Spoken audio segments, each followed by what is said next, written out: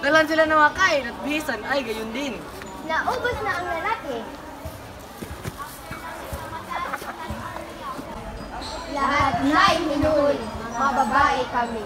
Marami pang lalaki.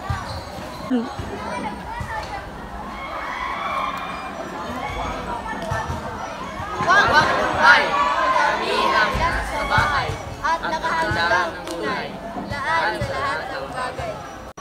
Mga lalaking walang damdam, kami mga babae pabayaan, di namin kayo kailangan. Asawa'y paroonan, anak ko'y nang matingnan. Kayo na sumakay sa tren, bumili ng ang bibilhin, at sa kanila'y dalhin, masarap na pagkain.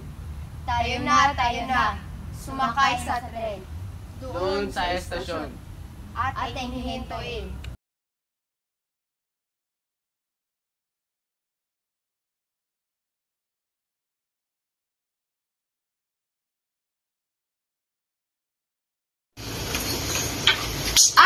Si Kapitan Luis, ito tagaroon sa amin.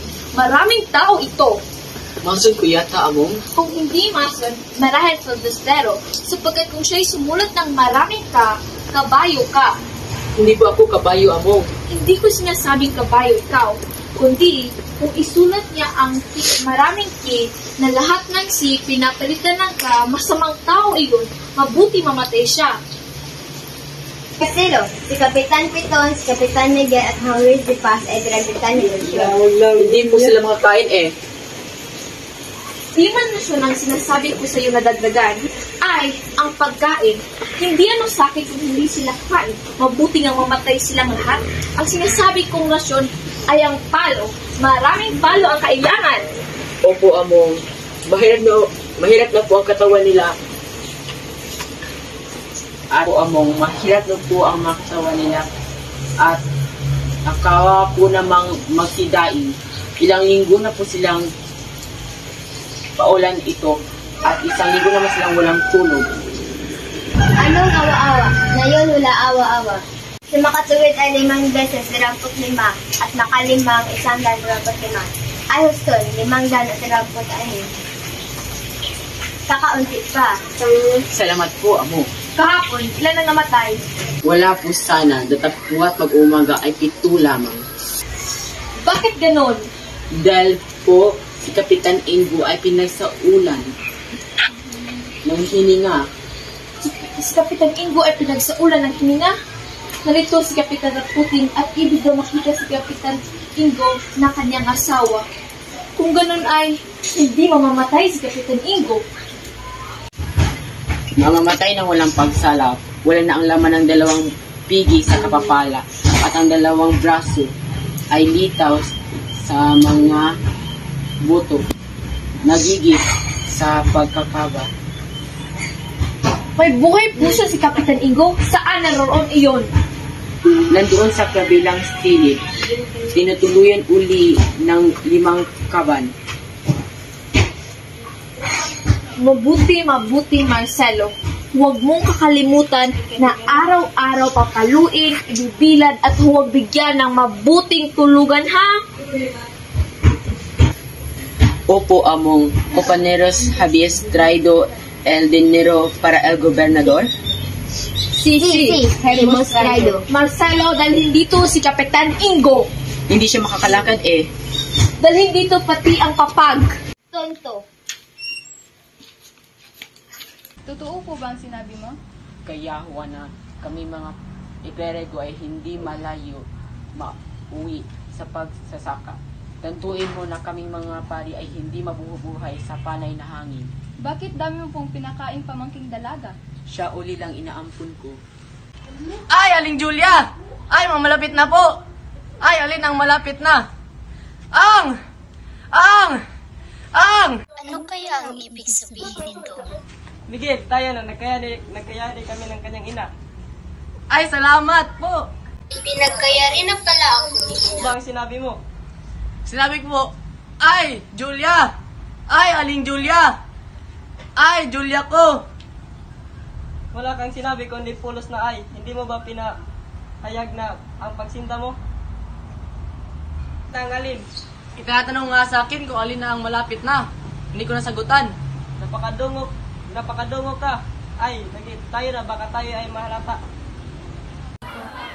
Kapitan na Putin, ngayon makikita mo na ang tao mo, dadalhin dito.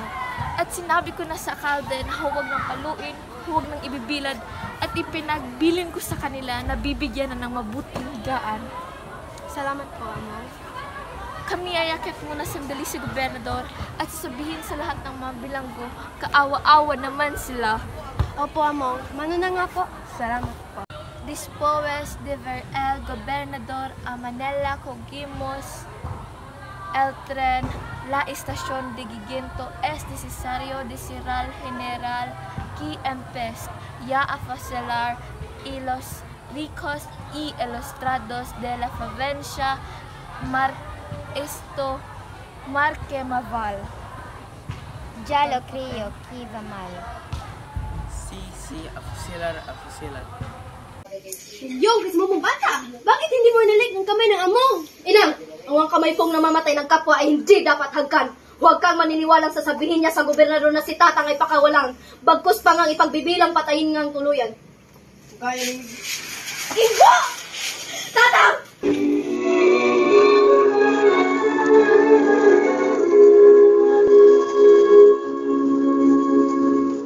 Dalawang braso, git-git ng laman, basang buto sa mga tinalian, litos ng sugat ng buong katawan, ay nakahambal ang anyo ni Ama.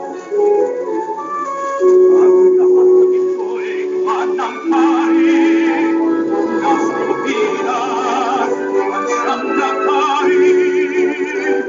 Lalang Lucifer sa demonyong lahi, kaysa ang malupit nakikiugahin. Kung ikaw ay mamatay, o Ama kong asahan mo ikaw kahit na ano ang aking masabi sa leg ng fraile isasakitin. Ikaw po ititihaya ko ng hindi mangalay. Huwag na anak ko, hindi na maaari. Loray na ang katawan. Tayo mag-iwalay na walang pagsala. Bunso ko, huwag mong pababayaan ang inang mo. Putin. Juana, Julia. Kayo na lamang ang inasahan kong kakalinga sa kanila. Ang kaluluwa ko'y inihain ko na sa bathala. Diyos na may kapangyarihan. Ano din yung ipinagkaloob sa ganitong... Dalawang braso, git-git ng laman, basang buto sa mga tinalian, litos ng sugat ng buong katawan, ay nakahambal ang anyo ni Ama. Ang lahat ng ito'y gawa ng hari, nasa Pilipinas, ang siyang nakahin. Lalang Lucifer sa demonyong lahi, kaysa ang malupit nakikiugahin. Kung ikaw ay mamatay, o Ama kong asahan mo ikaw kahit na ano ang aking masabi sa leg ng fraile. Diyos na may kapangyarihan. Ano din yung ipinagkaloob ang ganitong hirap? Tayo na loob ko at binabanta-banta mga taong iyan. Tagdarin man niya na lahat niya naman. Bunto 10 tabati makakabayad sa utang ng Manila. Di na kahit kaunti man, Parisyon ay daig sa mapahirap. Oo, di matingnan. Puso ko'y sinubhan sa ginawa kayamang ng mga taong hunghan. Ang away nilingot sa kalupitan. Waring pagpaling pagpay. Inang, masdan mo po. At masama ang lagay ni Tatang. Inang, tingnan mo't nahihingalo. Tatang! Tatang! Patay na! Dalawang braso, hit-hit ng laman, pasang buto sa mga tinalian, litos ng sugat ng buong katawan, ay nakahambal ang anyo.